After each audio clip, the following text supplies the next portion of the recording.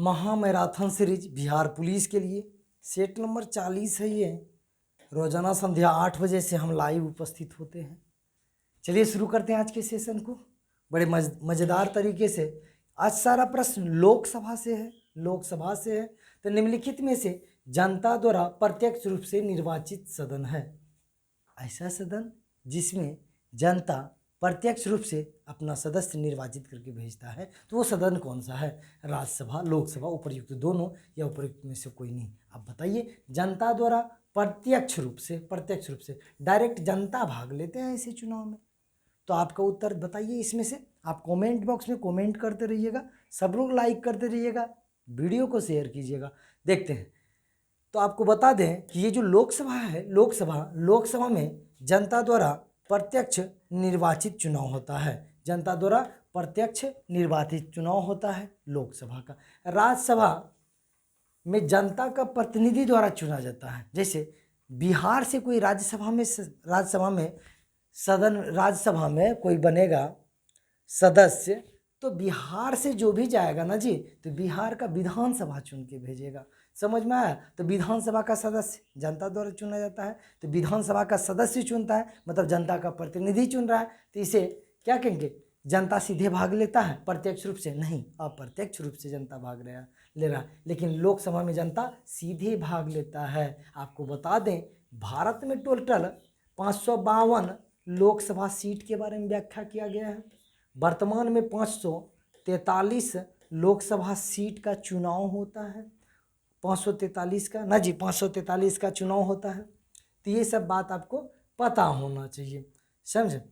ये है। उसके बाद चलिए, लोकसभा हो गया। और लोकसभा के बारे में वर्णन कहाँ पे मिलता है? अनुच्छेद 81 में लोकसभा के बारे में वर्णन मिलेगा, अनुच्छेद 81 में। आगे बढ़ते हैं, देखते हैं भारत में लोकसभा किसका प्रतिनिधित्व करता है। लोकसभा भारत में किसका प्रतिनिधित्व करता है? राज्य की विधानसभाओं का, राज्यों और केंद्र शासित प्रदेश का, या फिर भारतीय जनता का, फिर राजनीतिक दलों का। किसका करता है? काफ़ी आसान है। आप उत्तर बताइए कमेंट बॉक्स में, कमेंट एकदम जारी रखिए, समझे? जो लोग पहली बार जुड़ रहे हैं चैनल को सब्सक्राइब करते रहिएगा। तो बताइए, भारत में लोकसभा किसका प्रतिनिधित्व करता है? तो लोकसभा में सदस्य कहाँ से आता है? तो आपको पता है कि जनता द्वारा चुन के आता है। तो किसका प्रतिनिधित्व होता है भाई? भारतीय जनता का प्रतिनिधि होता है। भारतीय जनता का प्रतिनिधि होता है लोकसभा। लोकसभा को निम्न सदन भी कहा जाता है। निम्न सदन भी लोकसभा को कहा जाता है। निम्न सदन बोलिए, निचला सदन बोल दीजिए, निचला सदन बोलिए, निचला सदन बोल दीजिए, कुछ भी बोलेंगे एक ही बात है। निम्न सदन, निचली सदन या फिर लोकसभा, ये सब बात एक ही बात है, समझे? तो आगे बढ़ते हैं। सी नंबर हो जाएगा इसका उत्तर, सी नंबर हो जाएगा। राजनीतिक दलों का कैसे हो सकता है? भारतीय जनता का राजनीतिक दल इसमें कोई महत्वपूर्ण भूमिका नहीं अदा करेगा, जिस प्रकार का प्रश्न था। 3 नंबर है, भारतीय संविधान के किस अनुच्छेद में लोकसभा के गठन के संबंध में प्रावधान किया गया है? किस अनुच्छेद में लोकसभा के गठन का प्रावधान है? लोकसभा का गठन होगा किस अनुच्छेद के तहत? अनुच्छेद 81 है, अनुच्छेद 331 है, उपर्युक्त दोनों या उपर्युक्त में से कोई नहीं। काफ़ी आसान है, सब लोग कमेंट बॉक्स में कमेंट करते रहिएगा। हाँ, आप जो सोच रहे हैं एकदम बात सही सोच रहे होंगे। अनुच्छेद 331 जो है ना, अनुच्छेद 331 में कहा गया है कि अगर लोकसभा में, अगर किसमें सर? लोकसभा में एंग्लो इंडियन, कौन? एंग्लो इंडियन समुदाय का सदस्य नहीं रहे तो 2 सदस्य राष्ट्रपति मनोनीत करेंगे। ये अब नहीं है, इसलिए बी ऑप्शन तो आपका कट गया। तो आपका सीधा उत्तर हो जाएगा क्या? अनुच्छेद 81 उत्तर हो जाएगा। क्योंकि अनुच्छेद 81 में भारतीय संविधान के किस अनुच्छेद में लोकसभा के गठन के बारे में प्रावधान है? अनुच्छेद 81। संसद के बारे में किस अनुच्छेद में सर? ये जो संसद है 79। संसद है 79। राज्यसभा सर, राज्यसभा आपको बोल दें, राज्यसभा, तो राज्यसभा हो जाएगा 80 अनुच्छेद के बारे में, 80 अनुच्छेद। और लोकसभा सर, लोकसभा हो जाएगा आपका 81। सब बात एकदम इजी है। संसद के 3 अंग होंगे, लोकसभा, राज्यसभा, राष्ट्रपति। राज्यसभा और लोकसभा संसद के 2 अंग नहीं है, 2 सदन है। अंग तो राष्ट्रपति भी आ जाएगा, सदन में सिर्फ 2 सदन है। राज्यसभा के बारे में 80 अनुच्छेद में कहा गया है, जबकि लोकसभा के बारे में अनुच्छेद 81 में वर्णन मिलता है। आगे बढ़े, उत्तर देखते हैं। 4 नंबर क्या कहता है? लोकसभा की अधिकतम सदस्य संख्या कितनी हो सकती है? लोकसभा की अधिकतम संख्या कितनी हो सकती है? पहले बताएं, 543 है, 545 है, 547 है या 552 है? तो एकदम काफ़ी आसान है। अधिकतम संख्या के बारे में बात हो रहा है। अधिकतम संख्या सर जितना संविधान में व्याख्या किया गया है, तो अधिकतम 552 हो सकता है लोकसभा का सीट। अधिकतम कितना हो सकता है? 552 हो सकता है, 552 हो सकता है। लेकिन वर्तमान में 545 ही था, 2 एंग्लो इंडियन, अब उसे भी तो हटा दिया। अब कितना है टोटल? 543 का चुनाव होता है ना जी। तो 543 का है कि 545 का चुनाव होता था, लेकिन 543 केंद्र शासित प्रदेश एवं कहाँ से सर? राज्यों से चुन के आते थे। तो अभी वर्तमान में 543 होगा, 552 अधिकतम हो सकता है, समझे? तो 545 ठीक है, 543 का चयन होता है, क्योंकि 2 एंग्लो इंडियन तो हटा ही दिया गया। तब 545 का भी चुनाव नहीं होता है, 545 का चुनाव नहीं होता है। 543 का चुनाव 2 एंग्लो इंडियन था, ये भी खत्म। 543 अभी वर्तमान में इसमें चुनाव हो सकता है, लेकिन अधिकतम हो कितना सकता है? 552 हो सकता है। नेक्स्ट प्रश्न है, वर्तमान में लोकसभा के कितने सदस्यों का राज्य की जनता सीधे निर्वाचित करती? कितना आसान प्रश्न है। 510, 520, 525 या 530? अब बताइए कितने सदस्य राज्य की जनता सीधे चुनती है? यहाँ पे सिर्फ राज्य की जनता है, केंद्र शासित प्रदेश की जनता नहीं। काफ़ी थोड़ा सा प्रश्न को अगर सटीक से पढ़ लीजिएगा ना, उत्तर तो खुद कहता है। अभी तुरंत में बोले हम 552 हो सकता है, 552 हो सकता है, जिसमें से 545 का सदस्य का व्याख्या किया गया था, 545 सदस्य होता था, समझे? 552 हो सकता है, अधिकतम 542 होता था, लेकिन इसमें से 2 एंग्लो इंडियन खत्म हो गया, बचा 543। 543 में आपको बता दें राज्य से 13 सदस्य, केंद्र शासित प्रदेश से 13 सदस्य चुन के जाते हैं। तो 3 में 3 गया 0, 4 में गया 3, 530 सदस्य राज्य से चुन के आते हैं, जबकि 13 सदस्य केंद्र शासित प्रदेश से चुन के आते हैं। कितना आसान है। तो उत्तर क्या हो जाएगा? 530 हो जाएगा। 530 सीधा राज्यों से, जैसे बिहार हो गया, 40 सीट बिहार के पास है, 80 सीट उत्तर प्रदेश के पास है, 48 सीट महाराष्ट्र के पास है, 25 सीट मध्य प्रदेश के पास है, 42 सीट पश्चिम बंगाल के पास है, इसी तरह 14 सीट झारखंड के पास है।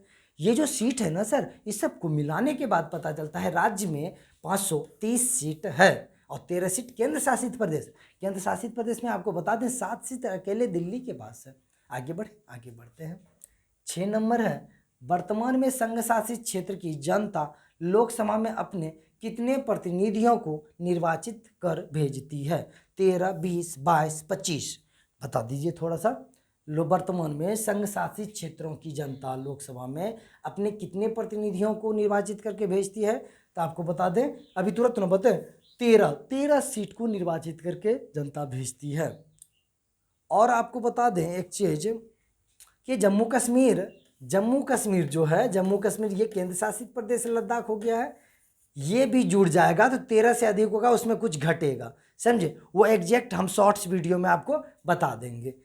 6 का क्या हो जाएगा? वर्तमान में ए हो जाएगा। 7 नंबर में है, 7 नंबर है वर्तमान। क्या है? वर्तमान होना चाहिए। वर्तमान में लोकसभा सदस्यों की प्रभावी संख्या कितनी है? प्रभावी संख्या कितनी है? 544, 540, 545, 548 या 552? प्रभावी संख्या कितनी है लोकसभा की? बताइए आप लोग, प्रभावी कितना है? अभी उतना देर से यही बात बोल रहे थे। टोटल प्रभावी कितना है भाई? 552 है। कितना है? 552 है। प्रभावी संख्या बोलते हैं एक्टिव 545 हो जाएगा, 545 हो जाएगा। बी नंबर उत्तर होगा। इसमें 2 घटा दीजिए, इसमें तो ऑप्शन भी नहीं है, 2 घटा दीजिए, काहे कि एंग्लो इंडियन को खत्म कर दिया गया है। तो अभी कितना हो जाएगा प्रभावी, 543 प्रभावी हो जाएगा।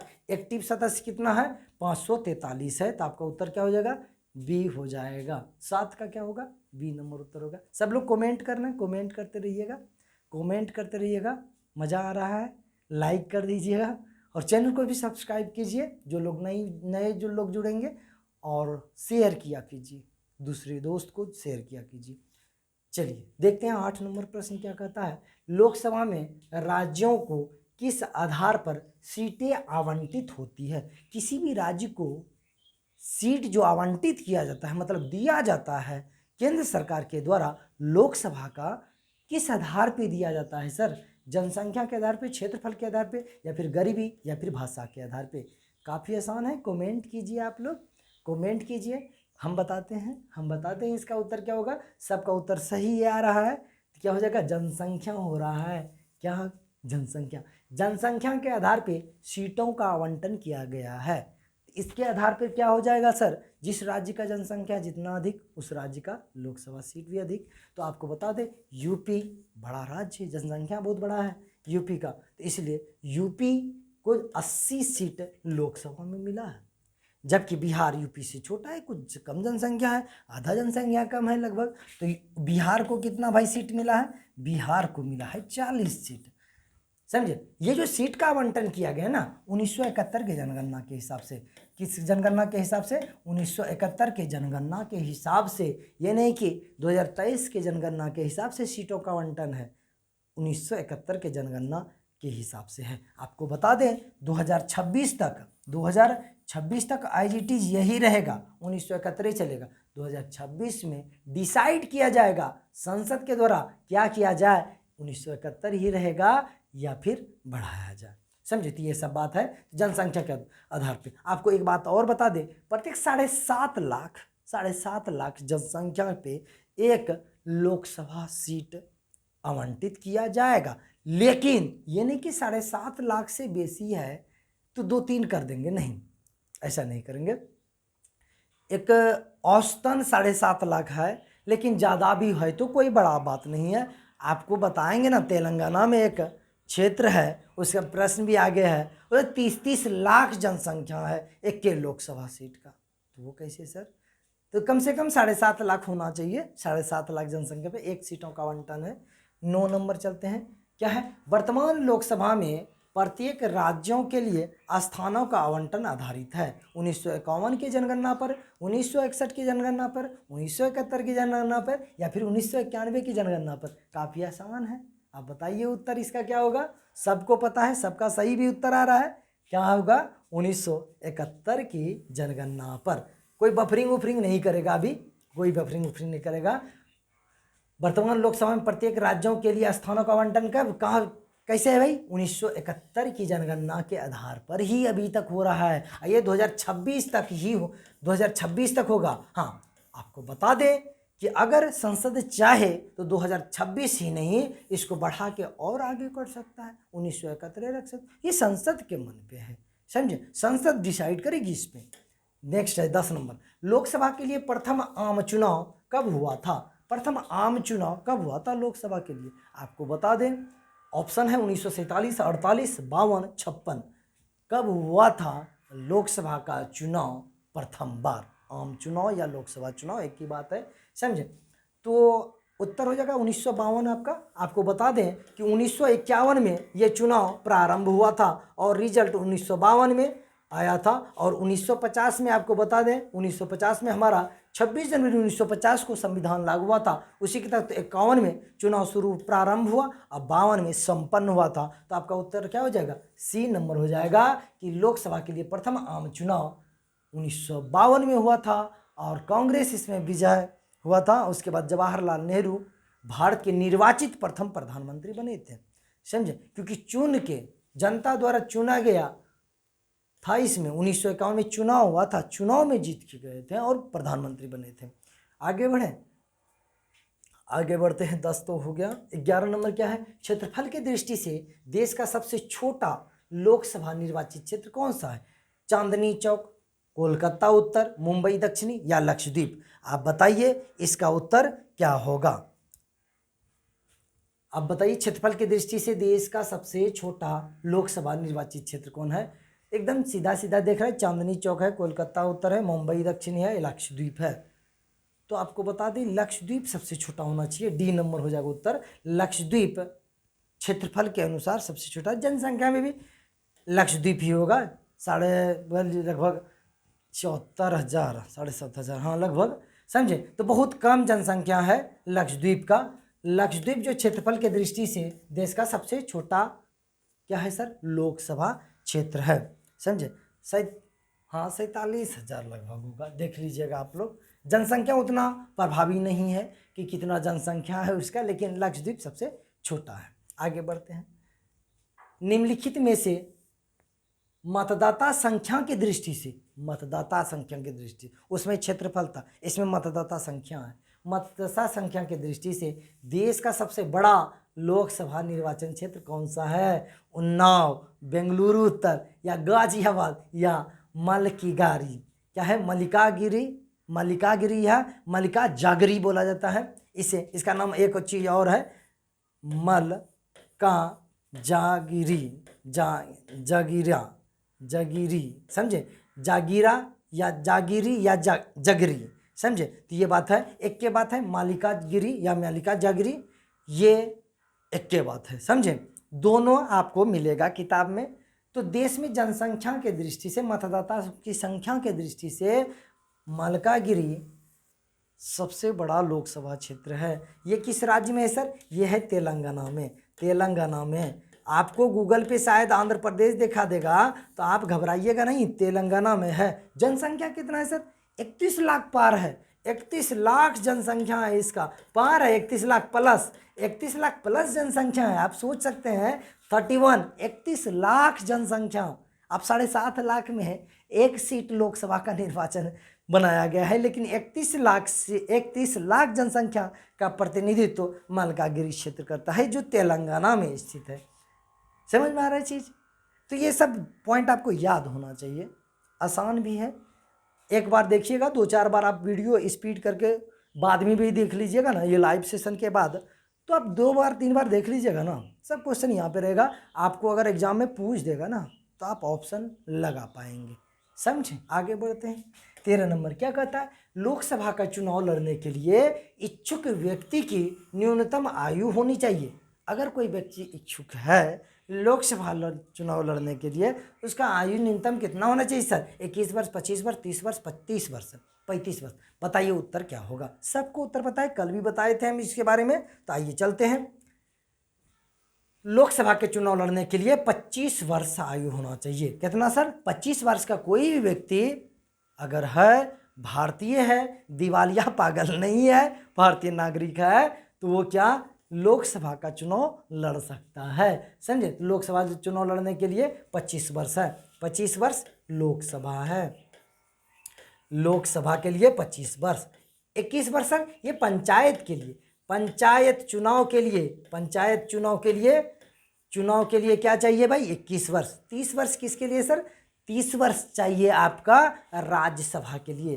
किसके लिए बाबू? राज्यसभा के लिए 30 वर्ष चाहिए, जबकि 35 वर्ष किसके चाहिए? राष्ट्रपति और उपराष्ट्रपति के लिए, राष्ट्रपति साहब के लिए। अगर कोई व्यक्ति राष्ट्रपति या फिर उपराष्ट्रपति या उपराष्ट्रपति का चुनाव लड़ रहा है, तो ऐसे व्यक्ति का उम्र 35 वर्ष न्यूनतम होना चाहिए। अधिकतम उम्र का कोई प्रावधान नहीं है। अधिकतम जितना दिन जिएगा लोग, उतना दिन चुनाव लड़ेगा, समझे। रिटायर तो 60 साल में सरकारी लोग ना करेगा जी, लोग तो समाज सेवा है जी, ये सब क्या है? समाज सेवा है। पेमेंट वेमेंट छोड़िए वो सब बात। 13 के क्या हो जाएगा आपका? बी नंबर सही उत्तर होगा।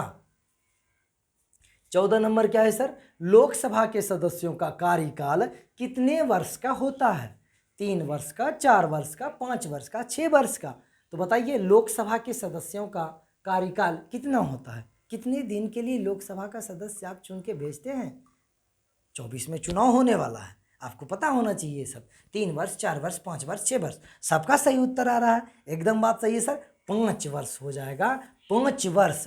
लोकसभा का चुनाव कितने दिनों के लिए होता है? 5 वर्ष के लिए होता है। आपको बता दें 42वां संविधान संशोधन 1976 में 42वां संविधान संशोधन में इस लोकसभा के कालखंड को 6 वर्ष कर दिया गया, लेकिन पुनः 1978 में 44वां संविधान संशोधन होगा। 1978 में 44वां संविधान संशोधन हुआ, इसमें पुनः फिर से 5 वर्ष कर दिया। समझे, ये सब बात आपको पता होना चाहिए। आगे समझे, तो 5 वर्ष होता है। कितना होता है? 5 वर्ष लोकसभा के सदस्यों का कार्यकाल होता है।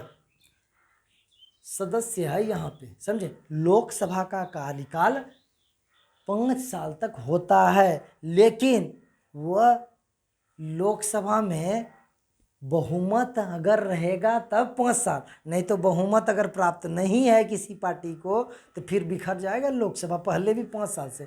इसलिए तो कहा जाता है ये मंत्रिमंडल किसके प्रति उत्तरदायी होता है? लोकसभा के प्रति उत्तरदायी होता है। क्यों होता है भाई? क्यों होता है? मंत्रिमंडल किसके प्रति उत्तरदायी होता है? लोकसभा के प्रति। क्यों होता है सर? क्योंकि ये जो मंत्रिमंडल है हमारा, कैबिनेट मंत्री के अंतर्गत मंत्रिमंडल आता है, समझे। ये मंत्रिमंडल का सभी मंत्री तभी तक जीवित है मतलब सांस ले रहा है मंत्री के रूप में, जब तक लोकसभा में उसे बहुमत प्राप्त है। अगर बहुमत नहीं, सरकार गिरेगा और फिर मंत्रिमंडल भंग, लोकसभा भंग। समझ में? राज्यसभा का भी कभी भंग नहीं होता है, राज्यसभा कभी भंग नहीं होगा। नेक्स्ट है, कौन सा राज्य सबसे अधिक प्रतिनिधि लोकसभा में भेजता है? बिहार है, मध्य प्रदेश है, पश्चिम बंगाल है, उत्तर प्रदेश है। कौन सा राज्य सबसे अधिक प्रतिनिधि लोकसभा में भेजता है? बिहार, मध्य प्रदेश, पश्चिम बंगाल, उत्तर प्रदेश। आप लोग सब कमेंट बॉक्स में कमेंट कीजिए। उसके बाद आप सही दे रहे हैं जवाब, और लाइक कर दीजिए। जो नहीं किए हैं लाइक कर दीजिए, वीडियो को शेयर किया कीजिए, चैनल को सब्सक्राइब किया कीजिए, दोस्त से भी करवाइए और इस चैनल से जोड़िए, मज़ा आएगा। समझे? तो लोकसभा में सबसे अधिक प्रतिनिधि किस राज्य को हो सकता है सर? आपको उसी समय बताएं, जिसका जनसंख्या अधिक उसका सीट अधिक। तो उत्तर प्रदेश का जनसंख्या सबसे अधिक भारत में, तो इसलिए उत्तर प्रदेश के पास 80 सीट प्रदान किया गया है उत्तर प्रदेश को। लोकसभा में 80 सीट उत्तर प्रदेश को। बिहार के पास कितना है सर? 40। मध्य प्रदेश के पास कितना है? 25। पश्चिम बंगाल के पास कितना है? 42। ये सीट आपको पता होना चाहिए, ज़्यादा पता नहीं होना चाहिए, लेकिन देखिए हम इसलिए याद कर लिए थे 2, 4, 5, 10 ठू बड़े बड़े राज्यों का, काहे कि 2, 4, 10 ठू या फिर याद कर लीजिएगा ना, इससे नुकसान क्या, फायदा क्या होगा सर? नुकसान तो बाद में बताते हैं। फायदा क्या होगा सर? मान लीजिए एक तरफ राज्य दे दिया, एक तरफ सीटों की संख्या दे देगा और बोलेगा सुमेलित कीजिए, फिर कैसे कीजिएगा? कम से कम 2, 4 आपको पता होगा ना, बड़ा तो आप उसको मिला लीजिएगा, अब बाकी आप ऑप्शन देख के छांट लीजिएगा। ये होता है फायदा। समझे? ये प्रश्न, इस टाइप का प्रश्न पूछा भी गया है। लोकसभा का सीट है, एक तरफ राज्य है और मिलाने के लिए दिया गया था। राज्यसभा में भी इसी प्रकार है, इसलिए 2, 4, 5 राज्य का आप रट लो, गारंटी। समझे? कहीं से प्रश्न आपका नहीं छूटेगा। मध्य प्रदेश से 25 नहीं है, 29 है। सॉरी, कितना है? 29 है, थोड़ा मिस्टेक से बोल दिए, 29 है, सॉरी। मध्य प्रदेश से कितना है भाई? 29 है, 29 है, 29 है, सॉरी, दिमाग से निकल जाता है कभी कभी। 16 नंबर चलते हैं, 16 नंबर चलते हैं। क्या है? किस राज्य का लोकसभा एवं राज्यसभा में प्रतिनिधित्व सबसे अधिक है? बताइए आप लोग, किस राज्य का लोकसभा एवं राज्यसभा में दोनों में प्रतिनिधि अधिक है? अभी तुरंत ना बोलें। उत्तर प्रदेश, मध्य प्रदेश, महाराष्ट्र, आंध्र प्रदेश। अब बताइए सब लोग, आप लोग सबको ही बताइए उत्तर इसका क्या होगा। और चलिए हम बताते हैं इसका उत्तर क्या होगा। सब लोग कमेंट कर रहे हैं, सही उत्तर भी आ रहा है। देखते हैं इसका उत्तर क्या होगा। इसका हो जाएगा उत्तर, उत्तर प्रदेश हो जाएगा, उत्तर प्रदेश होगा। क्योंकि किस राज्य में लोकसभा एवं राज्यसभा के प्रतिनिधि सबसे अधिक है?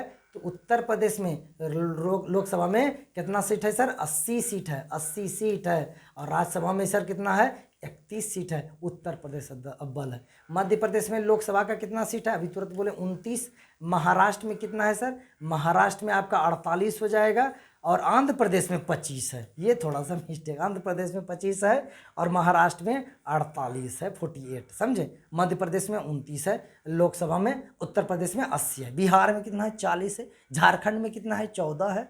याद होना चाहिए, झारखंड तो स्पेशल याद होना चाहिए क्योंकि पड़ोसी राज्य कभी को पूछ ले ना। चलिए आगे बढ़े, आगे बढ़ते हैं। इसका उत्तर क्या हो जाएगा? ए नंबर हो जाएगा उत्तर, ए नंबर। नेक्स्ट है, बिहार में लोकसभा की सीटों की कुल संख्या कितनी है? लोकसभा सीटों की कुल संख्या कितनी है बिहार में? 40 है सर, 50 है, 52 है, 54 है। अभी तुरंत बताएं बिहार में कितना है, समझे? तो आप लोग सब कमेंट कीजिए, वीडियो को शेयर किया कीजिए, लाइक भी कीजिए। जो लोग लाइक अभी तक नहीं किए हैं प्लीज़ लाइक कीजिए, मज़ा आएगा, समझे? तो बिहार में लोकसभा की सीटों की कुल संख्या कितनी है सर? तो बिहार में अभी तो बोल रहे थे 40 लोकसभा सीट है बिहार में। बिहार में कितना सीट है सर? 40 लोकसभा सीट है, लोकसभा सीट है, समझे? और राज्यसभा में सर, राज्यसभा में 16, राज्यसभा में कितना है? 16। ये याद होना चाहिए। बिहार से आप हैं, अब बिहार पुलिस का तैयारी करते हैं तो ये सब चीज़ कंठस्थ याद होना चाहिए, कंठस्थ, कहीं कोई छला नहीं जाएगा, समझे? ये सब कंठस्थ याद होना चाहिए आपको। नेक्स्ट 18 नंबर, लोकसभा और राज्यसभा में गणपूर्ति यानी कोरम संख्या कितनी होती है? कुल सदस्य संख्या का 1/5, कुल सदस्य संख्या का 1/4, कुल सदस्य संख्या का 1/10 या कुल सदस्य संख्या का 1/8? बताइए उत्तर। कोरम सदस्य के बारे में बोल रहा है। कोरम सदस्य क्या होता है सर? मान लीजिए कार्यवाही शुरू होने के लिए कोई सदन है ना, जैसे लोकसभा है, लोकसभा से उदाहरण लेते हैं, लोकसभा है, इस लोकसभा में न्यूनतम कितना सदस्य आएगा, उपस्थित होगा, जिससे कार्यवाही शुरू हो जाएगी? तो बोलता है कि कुल सदस्य का कितना होना चाहिए? 1/10 होना चाहिए। तब 552 है, 550 मान लीजिए, 552 है, अधिकतम हो सकता है 550 है मान लीजिए, तो आप 10 से भाग दे दीजिए, 1/10 होना चाहिए, समझे? 10 से कट जाएगा, 55 लोग जुटेगा तो कार्यवाही शुरू। वही राज्यसभा में अधिकतम कितना सदस्य हो सकता है? 250 हो सकता है अधिकतम, तो 250 कोरम सदस्य कितना होता है? 1/10, 1/10, 10 से भाग दे दीजिए, 25 सदस्य अगर राज्यसभा में उपस्थित हो जाएगा तो कार्यवाही शुरू। 24 होगा सब सर, 24 होगा तब छुट्टी हो जाएगा, 26 हो जाएगा तो और कोई बात नहीं है, 26 का पूरा सभ्य आ जाए, सभ्य कोई बात नहीं है, लेकिन कम से कम 25, यहाँ पे कम से कम 55 होना चाहिए, यहाँ कम से कम 55, और यहाँ लोकसभा में कम से कम 55 लोग आएगा तभी कोरम माना जाएगा। समझ में आया चीज? तो क्या हो जाएगा आपका उत्तर? आपका उत्तर हो जाएगा सी नंबर उत्तर हो जाएगा। नेक्स्ट चीज चलते हैं। नेक्स्ट है, झारखंड क्षेत्र से लोकसभा के सदस्यों की कुल संख्या कितनी है? झारखंड से 14, 16, 18, 20 कितना है बताइए? सबको पता है। झारखंड से कितना है बाबू? झारखंड से लोकसभा के लिए 14 सीट का आवंटन किया गया है। झारखंड से कितना सीट है? 14 सीट। अब बिहार से आपका 40 है। महाराष्ट्र से सर महाराष्ट्र से आपका 48 है। उसके बाद सर मध्य प्रदेश से आपका 29 है।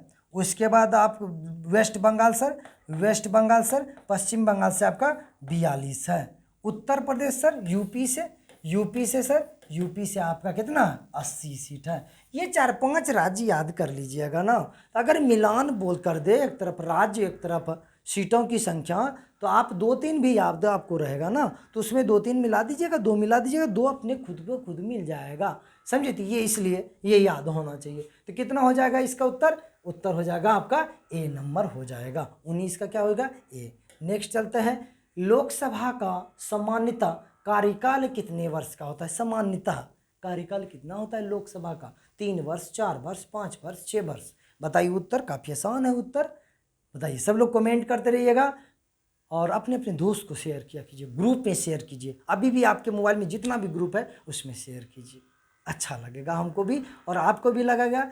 ज़्यादा से ज़्यादा लोग जुड़ेंगे, मज़ा आएगा, समझे?